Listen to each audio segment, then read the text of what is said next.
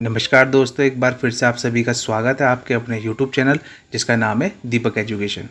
एक बार फिर से आप सभी के सामने प्रस्तुत है एक नई वीडियो के साथ जो कि आपके 20 उत्तराखंड हिंदी के एमसीक्यूज़ पे आधारित है।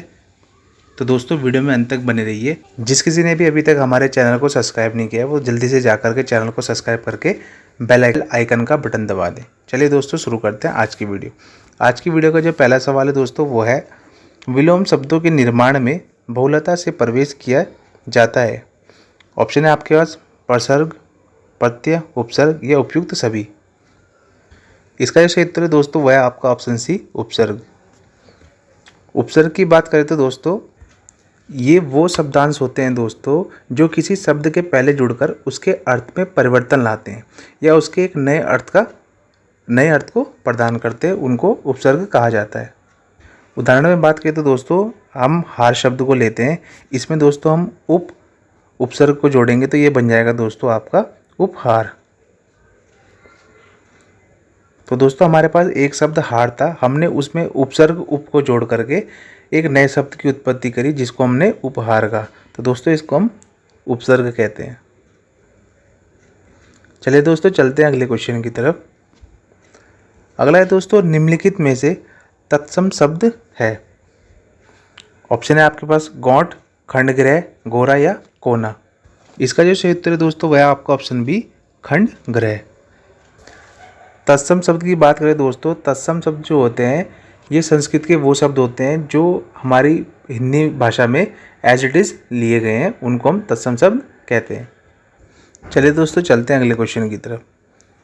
अगला क्वेश्चन है दोस्तों, यथेश शब्द में संधि है। ऑप्शन है आपके पास वृद्धि संधि, गुण संधि, दीर्घ संधि या यण संधि। इसका क्षेत्र दोस्तों वह आपका ऑप्शन बी गुण संधि।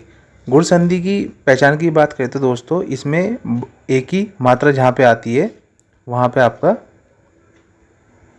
गुण संधि होता है। जैसे यथेष्ट में थ के ऊपर आपकी एक ही मात्रा आ रही है, यह आपका गुण संधि का उदाहरण हो जाएगा। चलिए दोस्तों चलते हैं अगले क्वेश्चन की तरफ। अगला है दोस्तों, उससे पढ़ा नहीं जाता इस वाक्य में वाच्य है। ऑप्शन है आपके पास कृतवाच्य, कर्मवाच्य, भाववाच्य या उपयुक्त सभी। इसका क्षेत्र है दोस्तों वह आपका ऑप्शन सी भाववाच्य। क्योंकि दोस्तों यहाँ पे जहाँ पे दोस्तों आपकी भाव की प्रधानता होती है वहाँ पे आपका भाववाच्य होता है। जैसे दोस्तों यहाँ पे बताया जा रहा है कि उससे पढ़ा नहीं जाता, यहाँ भाव प्रकट हो रहा है कि उससे पढ़ा नहीं जाता। तो दोस्तों इसका जो क्षेत्र हो जाएगा आपका वह है आपका ऑप्शन सी भाववाच्य। चलते हैं दोस्तों अगले क्वेश्चन की तरफ। अगला है दोस्तों, निम्नलिखित शब्दों में से वर्तनी वाला शब्द है। ऑप्शन है आपके पास वांग्मय, दृष्टव्य, द्रष्टव्य या सन्यासी। इसका जो उत्तर है दोस्तों वह आपका ऑप्शन बी दृष्टव्य।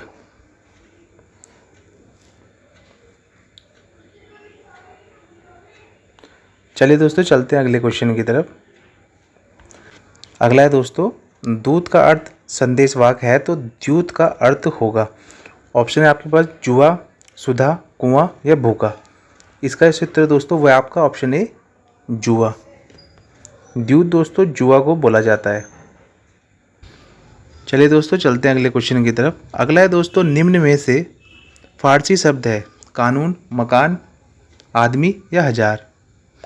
इसका उत्तर दोस्तों वह आपका ऑप्शन डी हजार। हजार दोस्तों आपका फारसी शब्द है। बाकी कानून, मकान और आदमी ये तीनों दोस्तों आपके अरबी भाषा के शब्द हैं। चलिए दोस्तों चलते हैं अगले क्वेश्चन की तरफ। अगला है दोस्तों, तुलसीदास ने विनय पत्रिका की रचना किस भाषा में की। ऑप्शन है दोस्तों आपके पास मैथिली, ब्रज, संस्कृत और अवधी। इसका जो क्षेत्र है दोस्तों वह आपका ऑप्शन बी ब्रज भाषा में। ब्रज भाषा में दोस्तों तुलसीदास द्वारा विनय पत्रिका की रचना की गई थी। इसके अलावा दोस्तों तुलसीदास जी ने ब्रज भाषा में कुछ अन्य ग्रंथ लिखे हैं जिनके नाम है आपके गीतावली,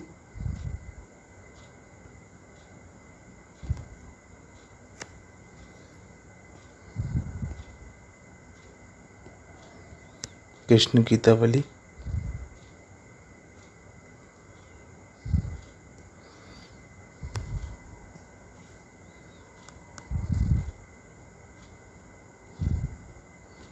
दोहावली, और एक है दोस्तों इसमें वैराग्य संदीपनी। यह दोस्तों तुलसीदास द्वारा लिखित कुछ अन्य ब्रज भाषाओं में की प्रमुख ग्रंथ हैं जो कि इन्होंने ब्रज भाषा में लिखे थे। चलिए दोस्तों चलते हैं वीडियो में आगे की तरफ। अगला है दोस्तों भूरी भूरी खाकदूल कविता है। ऑप्शन है आपके पास मंगलेश डबराल जी, राजेश जोशी जी, मुक्ति बोध की या सुमित्रा नंदन पंत की।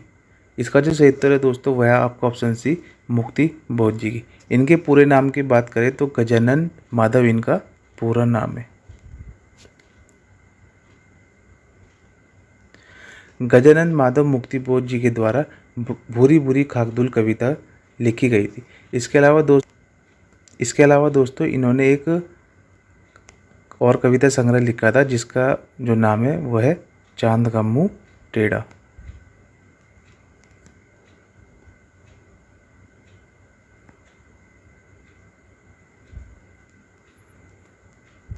यह दोस्तों इनकी प्रमुख कविता संग्रह है। इनके द्वारा दोस्तों एक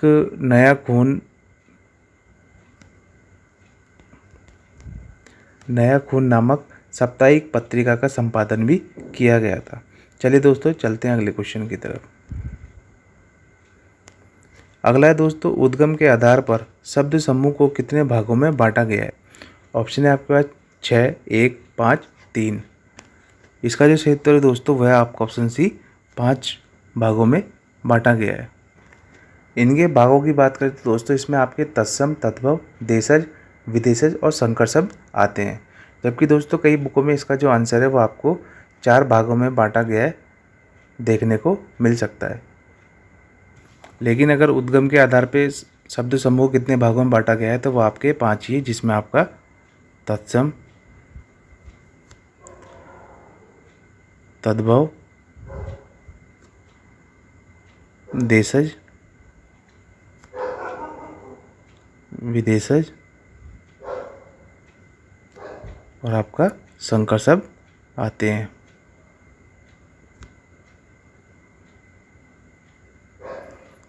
इन 5 भागों में शब्द समूह को बांटा गया है। चलिए दोस्तों चलते हैं अगले क्वेश्चन की तरफ। अगला है दोस्तों संक्षेपक का अर्थ है। ऑप्शन है आपके पास अनिवार्य तथ्यों का चयन। ऑप्शन बी है आपके पास भाव विचारों को बढ़ चढ़कर लिखना, स्पष्ट अभिव्यक्ति या दृष्टांत का प्रयोग। इसका जो सही उत्तर है दोस्तों वह आपका ऑप्शन है अनिवार्य तथ्यों का चयन। चलिए दोस्तों चलते हैं अगले क्वेश्चन की तरफ।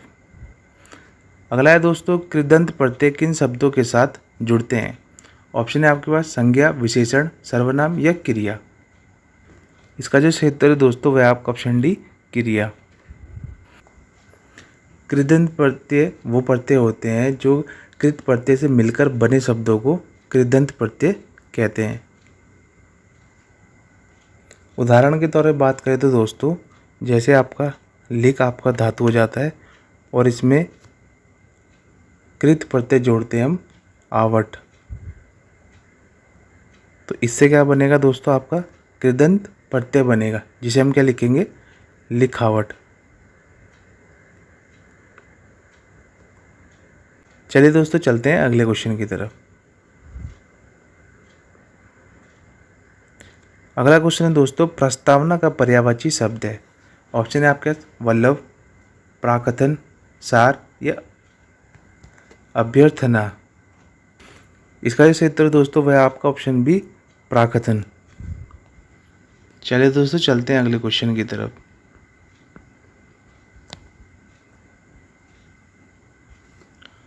अगला है दोस्तों कोई आ रहा है, इस वाक्य में सर्वनाम है। ऑप्शन है आपके पास निजवाचक सर्वनाम, अनिश्चयवाचक सर्वनाम, पुरुषवाचक सर्वनाम या निश्चयवाचक सर्वनाम। इसका जो सही उत्तर दोस्तों वह है आपका ऑप्शन बी अनिश्चयवाचक सर्वनाम। अनिश्चयवाचक सर्वनाम दोस्तों जहाँ पर हमें किसी निश्चित वस्तु का बोध नहीं होता है वहाँ पे अनिश्चयवाचक सर्वनाम होता है। उदाहरण के तौर पर देखें तो दोस्तों कोई आ रहा है, हमें नहीं पता दोस्तों कौन आ रहा है, इसीलिए यहाँ पे अनिश्चयवाचक सर्वनाम आएगा। जैसे दोस्तों अगर हम दूसरा उदाहरण देखें, कोई पूछे तो क्या बोलोगे, इसमें जो कोई शब्द आ रहा है दोस्तों यह भी अनिश्चयवाचक सर्वनाम कहलाएगा। चलिए दोस्तों चलते हैं अगले क्वेश्चन की तरफ। अगला है दोस्तों, निम्न में से किस कवि की कविताओं में सामंती बोध एवं पूंजीवाद छल छदम दोनों प्रकार का प्रतिकार है। ऑप्शन है आपके पास शेखर जोशी, राजेश जोशी, शैलेश मटलियानी या मंगलेश डबराल। इसका जो सही उत्तर है दोस्तों वह आपको ऑप्शन डी मंगलेश डबराल। चलिए दोस्तों चलते हैं अगले क्वेश्चन की तरफ। अगला है दोस्तों, मुद्दई का अर्थ है। ऑप्शन है आपके पास वादी, प्रतिवादी, सलाहकार या विवादी। इसका जो सही उत्तर दोस्तों वह आपको ऑप्शन है वादी।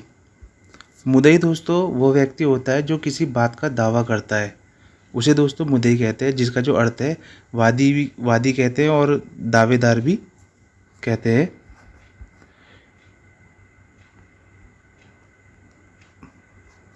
दावेदार, वादी और इसे एक शब्द और कहते हैं अभियोगी।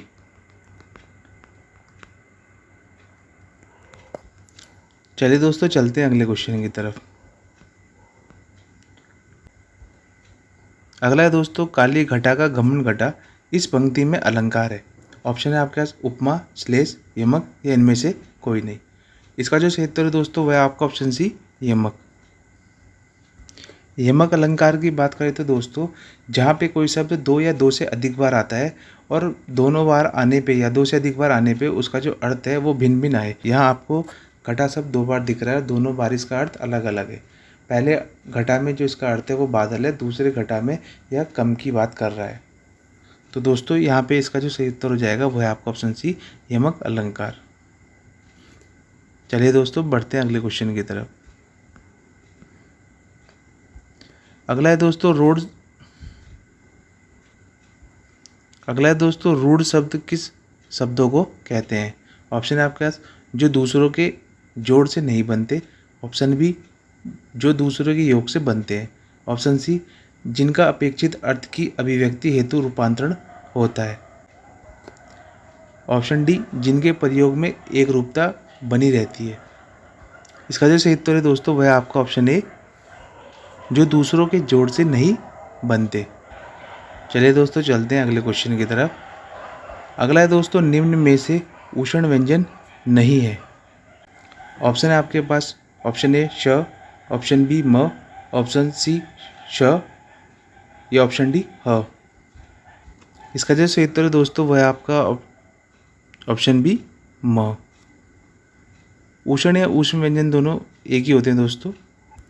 ऊष्म व्यंजनों की जो संख्या है दोस्तों वह है आपकी 4, जिसमें आपके श, श और ह आते हैं।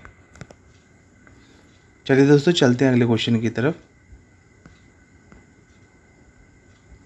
अगला दोस्तों, भाषा में लोकोक्ति व मुहावरे का प्रयोग निम्नलिखित में से किसके गुण के कारण किया जाता है। स्वाभाविकता, सहजता, गतिशीलता या उपयुक्त सभी। इसका जो सही उत्तर है दोस्तों वह आपका ऑप्शन डी उपयुक्त सभी। तो दोस्तों इसी के साथ ही हमारी आज की वीडियो समाप्त होती है। आप सभी को हमारी वीडियो कैसी लगी लाइक, कमेंट और सब्सक्राइब करके ज़रूर बताएं और अपने दोस्तों के साथ आगे शेयर जरूर करें। धन्यवाद दोस्तों।